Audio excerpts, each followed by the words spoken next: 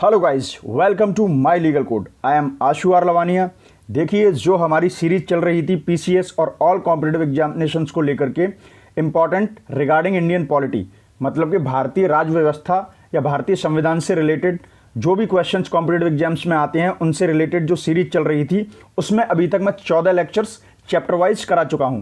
आज है 15th lecture, वह भी वन लाइनर फॉर्म में। आज उसी के बारे में चर्चा करेंगे, लेकिन उससे पहले आप हमें फॉलो कर सकते हैं इंस्टाग्राम, फेसबुक, ट्विटर व टेलीग्राम पर। बस आपको सर्च करना है माई लीगल कोड और उससे सब्सक्राइब कीजिए। आप इसका पीडीएफ भी डाउनलोड कर सकते हैं टेलीग्राम चैनल से।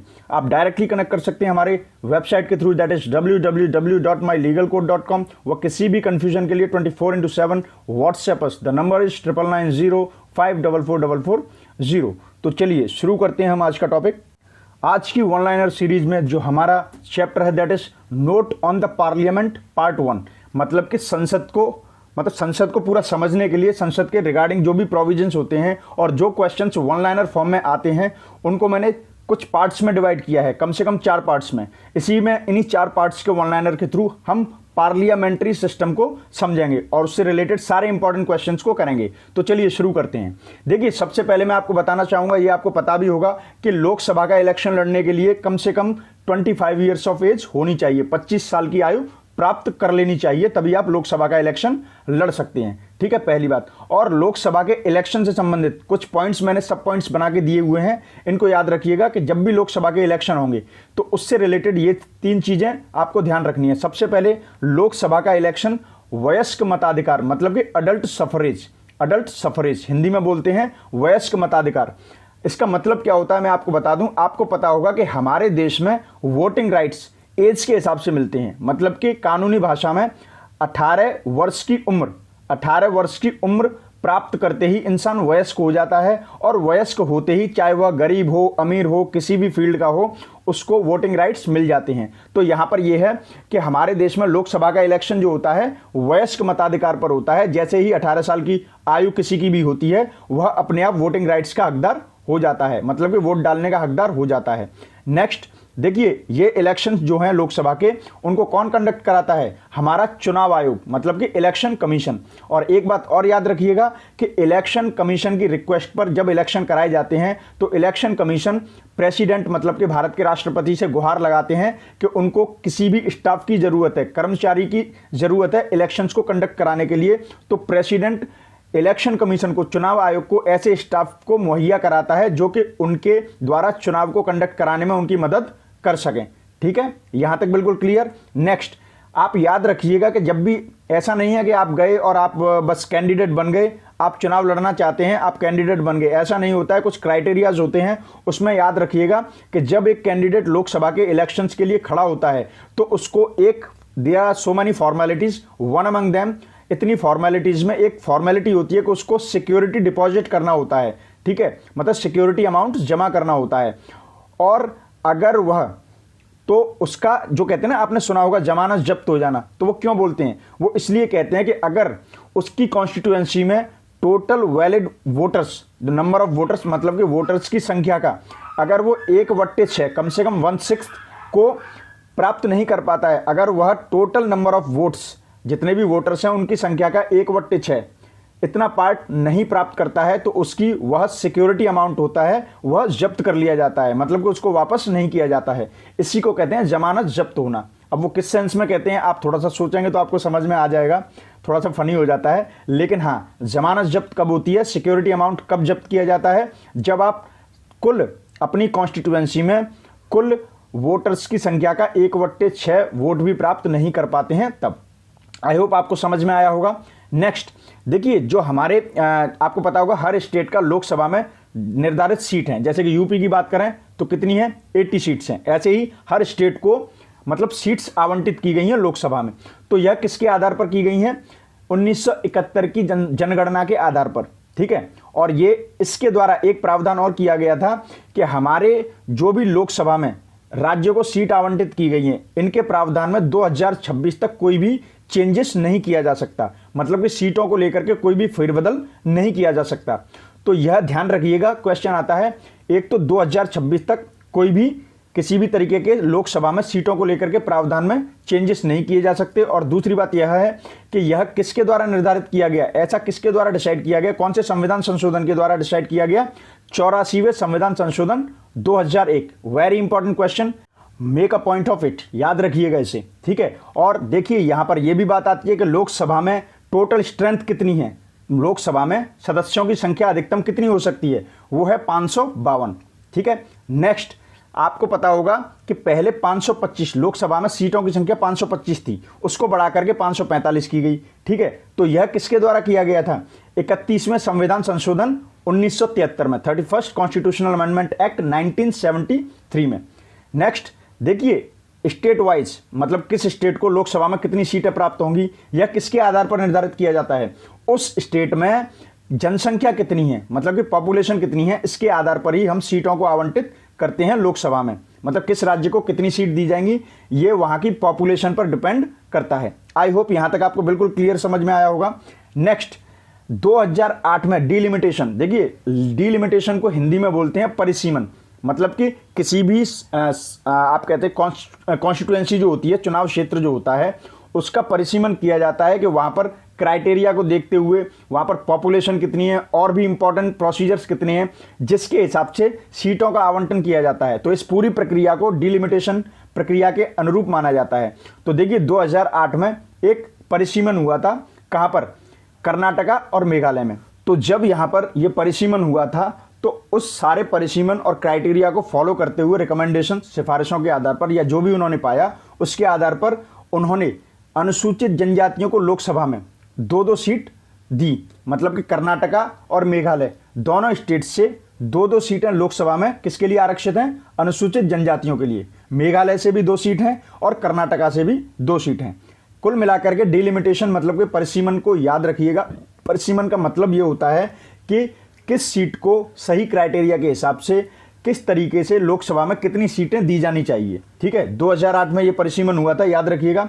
Next, the state having the highest number of reserved seats for the scheduled tribes in the Lok Sabha is, याद रखिएगा कि लोकसभा में किसी भी स्टेट के लिए अनुसूचित जनजातियों, सबसे ज्यादा अनुसूचित जनजातियों की सीट दी गई है तो वो है मध्य प्रदेश। मतलब कि मध्य प्रदेश से अधिकतम 5 अनुसूचित जनजातियों की सीट आरक्षित हैं, किसमें, लोकसभा में। आप जैसा कि जानते होंगे कि लोकसभा में 2 आंग्ल भारतीय समुदायों की भी सीट आरक्षित रहती हैं। उनका इलेक्शन नहीं होता है, उनको डायरेक्टली नॉमिनेट किया जाता है। तो जो 2 आंग्ल भारतीय समुदाय के लोग लोकसभा में आते हैं उनको कौन नॉमिनेट करता है, the president of India, Bharat के राष्ट्रपति, ठीक है। और यह प्रोविजन, नेक्स्ट पॉइंट को ही डिस्क्राइब कर रहा हूं इससे लिंक करते हुए, यह प्रोविजन संविधान के आर्टिकल 333 मतलब कि अनुच्छेद 333 के द्वारा किया गया है। आप इसे पढ़ लीजिएगा।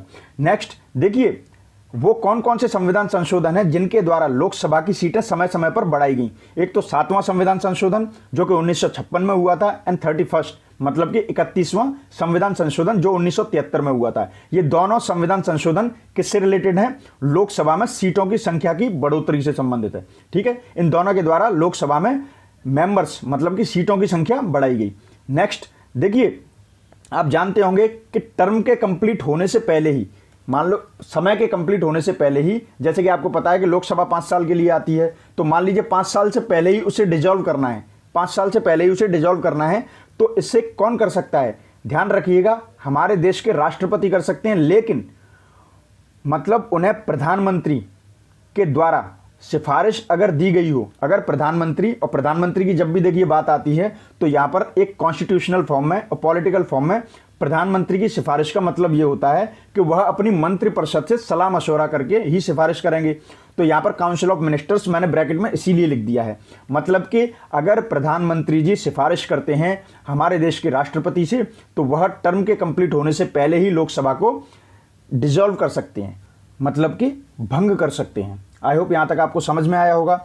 देखिए एक बात और याद रखिएगा कि लोकसभा का सेशन साल में कम से कम 2 बार होना ही होना चाहिए, कम से कम 2 बार होना चाहिए, और ज़्यादा से ज़्यादा जितनी भी बार ज़रूरत पड़े तब हो सकता है, लेकिन कम से कम साल में 2 बार। और एक एवरेज फॉर्म में देखें तो हर 6 महीने बाद एक सेशन होना चाहिए लोकसभा का, ठीक है। और एक बात याद रखिएगा कि करंट में अगर हम आज की बात करें तो लोकसभा में सदस्यों की संख्या कितनी है, लोकसभा में सदस्यों की संख्या है 545, जिसमें कि राज्यों और यूनियन टेरिटरीज सबको मिला करके यहाँ पर ये नंबर्स शो किए गए हैं। ठीक है, कितने? 545। नेक्स्ट देखते हैं। देखिए, आपको पता होगा कि लोकसभा की सेशन को चलने के लिए एक कोरम होता है, गणपूर्ति बोलते हैं हिंदी में, गणपूर्ति कोरम।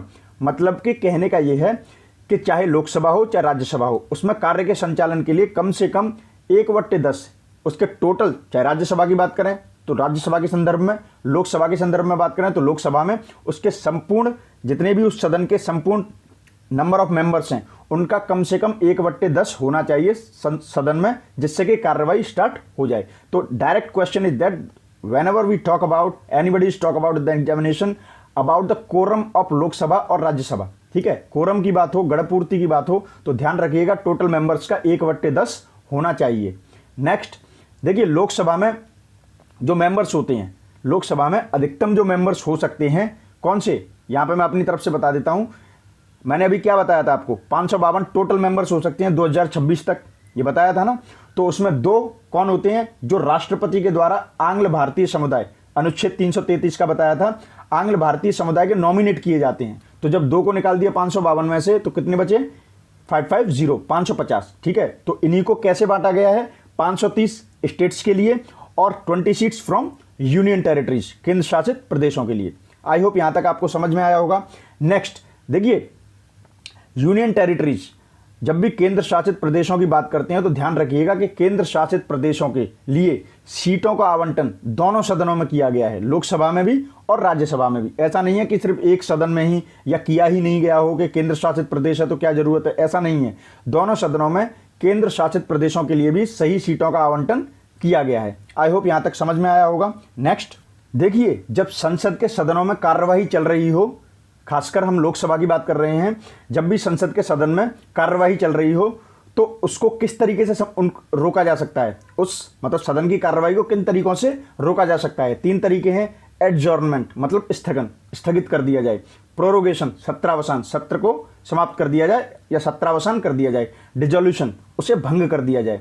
तो भंग करने से याद आया, ये मैं आपको अपनी तरफ से बता देता हूं कि राज्यसभा को कभी भी भंग नहीं किया जा सकता, लोकसभा को भंग किया जा सकता है, but Rajya Sabha can never be dissolved. Always remember, make a point of it, याद रखिएगा इसे, ये वन लाइनर में आ जाता है, ये मैंने अपनी तरफ से आपको एक्स्ट्रा बता दिया है। तो यहां पर जो बात चल रही थी, संसद के सदन की कार्यवाही को किन 3 तरीकों से रोका जा सकता है?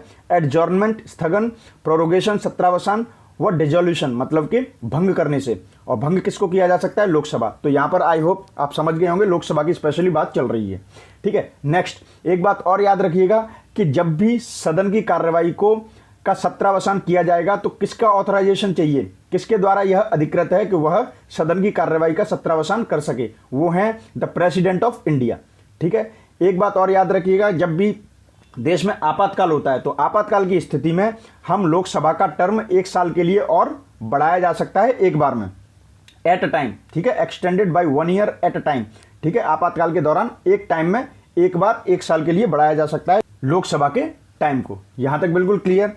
देखिए नेक्स्ट बात करते हैं, किस राज्य को लोकसभा और राज्यसभा में सबसे ज्यादा सीटें दी गई हैं? उत्तर प्रदेश, लोकसभा में 80, राज्यसभा में 31। सब जानते हैं इस बात को, लेकिन यहां पर एक डाउट और क्लियर कर देता हूं, डाउट नहीं बोलूंगा, एक आपकी नॉलेज के लिए एक बात बता देता हूं कि देखिए, मैंने आपको पहले बताया था कि जो सीटों का आवंटन होता है वह उस पर्टिकुलर स्टेट में जनसंख्या की संख्या, मतलब जनसंख्या जो होती है, पॉपुलेशन जो होती है, उसके आधार पर किया जाता है। तो यहां पर आप एक चीज मैथमेटिकली भी सोच सकते हैं, लॉजिकली, कि जब उत्तर प्रदेश को सबसे ज्यादा सीटें लोकसभा और राज्यसभा में मिली हुई हैं तो ऑब्वियसली वहां की पॉपुलेशन ज्यादा रही होगी, तभी तो सबसे ज्यादा सीटें प्राप्त हैं। तो बस यही मैं आपको बताना चाहता था कि उत्तर प्रदेश में जनसंख्या बहुत ज्यादा है, उसकी वजह से सीटें भी इनको ज्यादा मिली हुई हैं। नेक्स्ट, वह कौन सा स्टेट या यूनियन टेरिटरी है, मतलब कि कौन सा राज्य व केंद्र शासित प्रदेश है जिसको कि लोकसभा में 1-1 सीट प्राप्त है? चंडीगढ़, सिक्किम, मिजोरम। क्लियर। चलिए आगे बढ़ते हैं। देखिए, आपको यह तो पता है, अभी हमने डिस्कस किया कि उत्तर प्रदेश की संख्या, मतलब सीटों की संख्या लोकसभा में सबसे ज्यादा है, लेकिन अगर उत्तर प्रदेश के बाद बात की जाए तो याद रखिएगा महाराष्ट्र और वेस्ट बंगाल, मतलब कि महाराष्ट्र और पश्चिम बंगाल। महाराष्ट्र की 48 और पश्चिम बंगाल की सीटें 42, याद रखिएगा, वेरी इंपॉर्टेंट। इसके बाद में देखिए, मैंने आपको स्टेट वाइज सीटों का अलोकेशन, मतलब सीटें कैसे आवंटित की गई हैं, उनके नंबर्स दिए हुए हैं लोकसभा में, आप उन्हें याद कर लीजिएगा, वेरी इंपॉर्टेंट। और इसके बाद जब हम आगे बढ़ते हैं तो देखिए जो परिसीमन हुआ था लास्ट टाइम, उसके हिसाब से आपको ये तो पता है कि यूपी में सबसे ज़्यादा सीटें दी गई हैं, लेकिन यूपी में भी अगर बात करें तो वो कौन सी कॉन्स्टिट्यूएंसी है जहां पर कि वोटर्स की संख्या सबसे ज़्यादा है यूपी में, वो है उन्नाव। ठीक है, एक बात और याद रखिएगा, पार्लियामेंट्री जो इलेक्शंस होते हैं, मतलब कि संसद के लोकसभा के जो चुनाव होते हैं, उनमें एक सांसद अपनी कॉन्स्टिट्यूएंसी में चाहे प्रचार के लिए किसी भी तरीके से अधिक कितना पैसा खर्च कर सकता है, 70 लाख। पीछे बिहाइंड द सीन कुछ और स्टोरी होती है, वो एक अलग बात है, उसके बारे में बात नहीं कर रहे हैं कि कितना पैसा खर्चा होता है, लेकिन एक रफली एक ऑफिशियल जो फिगर है 70 लाख से ऊपर पार्लियामेंट्री इलेक्शंस में एक कॉन्स्टिट्यूएंसी में वहां का कैंडिडेट 70 लाख से ऊपर खत्म या मतलब खर्चा नहीं कर सकता। आई होप यहां तक बिल्कुल क्लियर। नेक्स्ट आगे बढ़ते हैं, लोकसभा के पहले जनरल इलेक्शन कब हुए थे? 1952 में। 9वीं लोकसभा को कब डिसॉल्व किया गया था, मतलब कि 9वीं लोकसभा को कब भंग किया गया था? 13 मार्च 1991 में। इनको देखिए याद कीजिएगा, ये बहुत ही इंपॉर्टेंट क्वेश्चन है जो मैंने आपको कंपाइल करके वन लाइनर फॉर्म में दिया हुआ है। नेक्स्ट देखिए, एनडीए, नेशनल डेमोक्रेटिक अलायंस, राष्ट्रीय प्रजातांत्रिक गठबंधन। ठीक है, इसकी फुल फॉर्म ये होती है, लेकिन एनडीए आप जानते होंगे कि बीजेपी प्लस उनके सहयोगी दल को मिलाकर के क्या बनता है? एनडीए। बीजेपी प्लस जो अलायंस पार्टीज जो हैं मिलाकर के बनाती है, गठबंधन से बनती है, जो उसे पार्टी कहते हैं एनडीए। और यहां पर एक और बात बताऊं, आपने यूपीए भी सुना होगा। यूपीए क्या होता है? कांग्रेस पार्टी और कांग्रेस के जो अलायंस पार्टी हैं वो मिलकर के बनाते हैं, उसे कहते हैं यूपीए। ठीक है, यहां तक ये याद रखिएगा। यहां पर बात ये चल रही है कि एनडीए गवर्नमेंट है जो rule 184 of rules of procedure and conduct of business in Lok Sabha, मतलब लोकसभा की कार्रवाई जो प्रक्रिया होती है उसका जो नियम है, नियमावली है 184, उसके अंडर डिस्कशन जो होता है उसको कभी सपोर्ट नहीं करती है। क्योंकि उसका रीजन क्या है? ठीक है, उसका रीजन सीधे सीधे देखिए, इसे याद कीजिएगा, this rule provides for voting also along with discussion. इसमें क्या होता है कि आपको वोट देना पड़ता है, साथ में डिस्कस करना पड़ता है। तो ये उनका कुछ एक मैकेनिज्म है उसका लोकसभा में कार्य प्रणाली का, इसे बस याद रखिएगा। ठीक है, एनडीए 184 रूल के अंदर जो डिस्कशन होता है उसको लाइक नहीं करती है। नेक्स्ट, लोकसभा का लीडर कौन होता है? Prime minister, everyone knows. ठीक है, लार्जेस्ट लोकसभा कॉन्स्टिट्यूएंसी इज, अगर क्षेत्रीय दृष्टिकोण से देखें तो लोकसभा की सबसे बड़ा जो क्षेत्र है इसको कहते हैं संसदीय क्षेत्र। कॉन्स्टिट्यूएंसी मतलब संसदीय क्षेत्र, सबसे बड़ा संसदीय क्षेत्र area wise, not population wise, area wise कौन सा है? लद्दाख। भारत में लोकसभा स्पीकर जो होते हैं, लोकसभा स्पीकर इस समय कौन है? मैं चाहता हूं आप अभी कमेंट कीजिए या इसके डिस्कशन के बाद कीजिए, मुझे ये बताइए कि लोकसभा के जो स्पीकर हैं उनका नाम है ओम बिड़ला। तो क्वेश्चन ये नहीं है, कमेंट में ये बताइए कि यह किस कॉन्स्टिट्यूएंसी से आते हैं। ठीक है, तो चलिए चर्चा करते हैं आगे।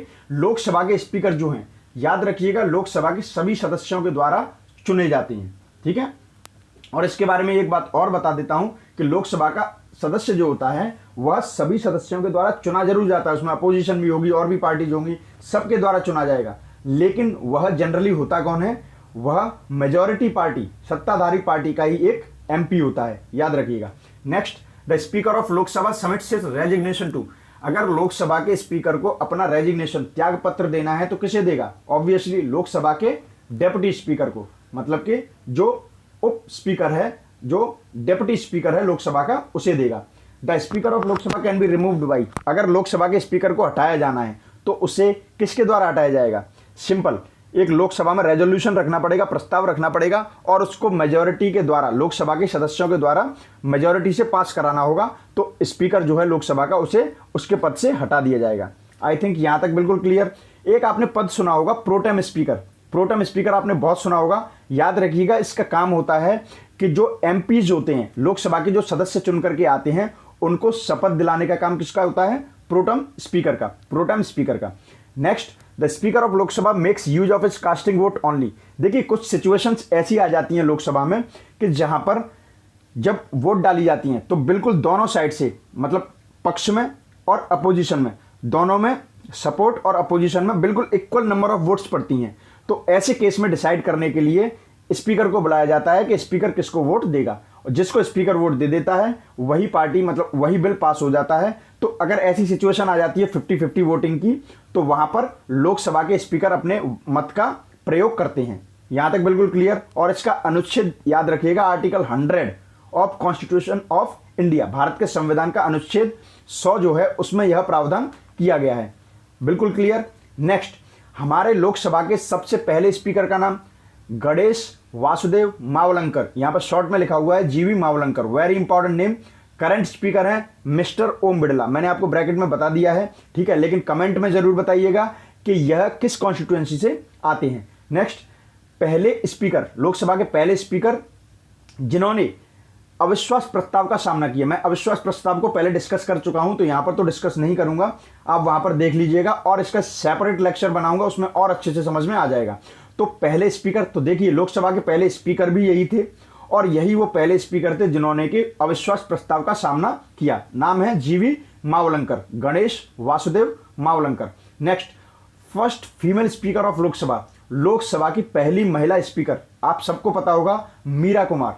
मीरा कुमार बहुत ही इंटेलेक्चुअल लेडी, दलित भी थी, बहुत ही इंटेलेक्चुअल लेडी, और इनके जब मैं पर्सनली कहता हूं, जब मैं काफ़ी सुनता था इन्हें, इनको सुनने में बहुत ही अच्छा लगता था, और ये बहुत ही कूल काम टाइप की लेडी थी। तो यहां पर जो हमारा क्वेश्चन है that is first female speaker of Lok Sabha, वो कौन है? मीरा कुमार।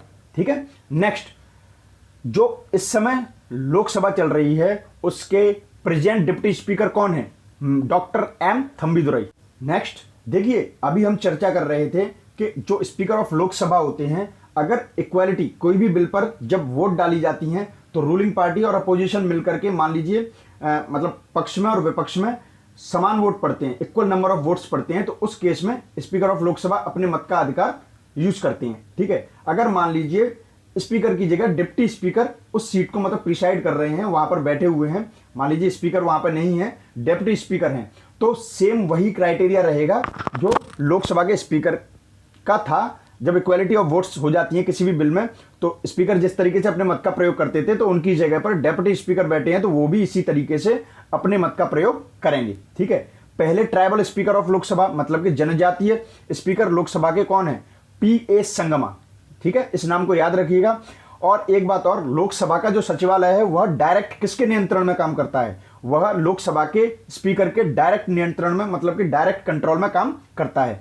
एक आपको बात पता होगी, स्टार्टिंग में मैंने आपको बताया था, जब भी कोई कैंडिडेट इलेक्शन में अपने आप का मतलब नाम दर्ज कराता है, रजिस्ट्रेशन करवाता है खड़े होने के लिए, इलेक्शन मतलब लड़ना चाहता है, तो अगर वो जनरल कैटेगरी का है तो उसको 25,000 रुपये का सिक्योरिटी अमाउंट डिपॉजिट करना पड़ेगा। अगर वह SC/ST कैंडिडेट है तो उसे कितना अमाउंट डिपॉजिट करना पड़ेगा? 12,500, मतलब हाफ। और यही वो सिक्योरिटी अमाउंट है कि अगर आपने टोटल नंबर ऑफ वोट्स जो आपकी कॉन्स्टिट्यूएंसी में है उसका 1/6 अगर हासिल नहीं किया कम से कम, तो आपका यही सिक्योरिटी अमाउंट जब्त हो जाता है। इसी को कहते हैं जमानत जब्त होना। अगर आप 1/6 से ऊपर वोट लेके आते हैं तो आपको यह सिक्योरिटी अमाउंट वापस कर दिया जाता है।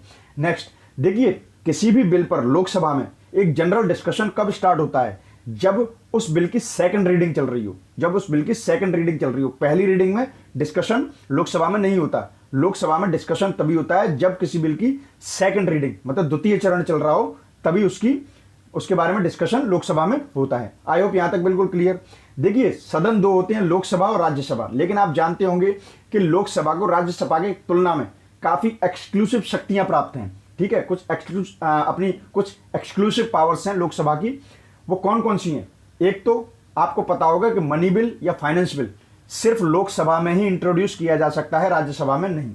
पहली बात, मनी बिल को रिजेक्ट करना या एक्सेप्ट करना, ठीक है, एक्सेप्ट करना या रिजेक्ट करना, यह भी पावर किसके हाथ में होती है? लोकसभा के। जनरल सी बात है कि अगर उसे इंट्रोड्यूस ही लोकसभा में किया जाता है तो रिजेक्शन एक्सेप्टेंस की भी बात भी मनी बिल की कहां पर होगी? लोकसभा में।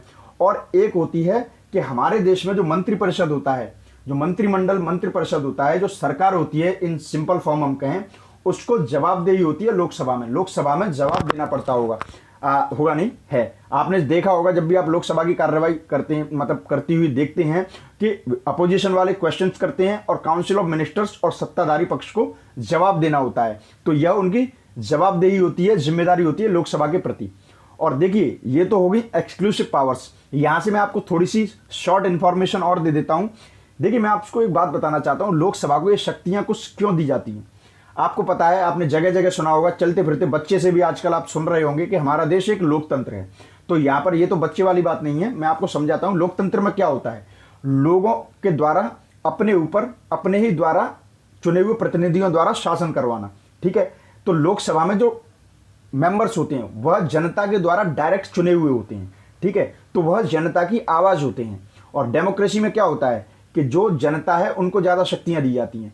तो जनता के चुने हुए प्रतिनिधियों को जो कि लोकसभा में बैठते हैं उनको ही एक्सक्लूसिव पावर्स दे दी गई। इससे कहीं ना कहीं हमारी डेमोक्रेसी को और स्ट्रांग बनाया गया है। आई होप यहां तक मैंने इस शॉर्ट में आपको समझाने की कोशिश की, ये आपको समझ में भी आया होगा। अगर आपको इसमें कहीं पर भी कोई मिस्टेक लगती है, कहीं पर भी आपको कोई कंफ्यूजन है, तो आप डायरेक्टली व्हाट्सएप पर क्वेश्चन नंबर और कुछ हिंट दे करके हमसे वो डिस्कस भी कर सकते हैं और उस कंफ्यूजन को हम दूर भी कर देंगे। तो ये था हमारा chapter 15 of Indian polity and governance one liner form में। देखिए, अगर आपने पीछे के लेक्चर्स को नहीं देखा है, आप आई बटन पर जाइए, क्लिक कीजिए और उन्हें जरूर एक बार कम से कम देख लीजिए for better understanding for every exam. Her exam के लिए, कोई भी कॉम्पिटेटिव एग्जाम हो, आपको पॉलिटी में कभी कोई प्रॉब्लम नहीं होने वाली है। इसके साथ साथ मैं आपसे कहना चाहूंगा कि चैप्टर 16 मैं जल्दी ही अपलोड करूंगा, लेकिन उससे पहले आप वीडियोस को लाइक कीजिए, कमेंट कीजिए, वो शेयर जरूर कीजिए। आप चैनल को सब्सक्राइब कीजिए, डायरेक्टली कनेक्ट कीजिए हमारी वेबसाइट के थ्रू, दैट इज www.mylegalcode.com। वो किसी भी कंफ्यूजन के लिए 24/7 WhatsApp us, the number is 9990544440। For more videos stay tune, my legal code. Thanks to subscribe, good luck and bye bye.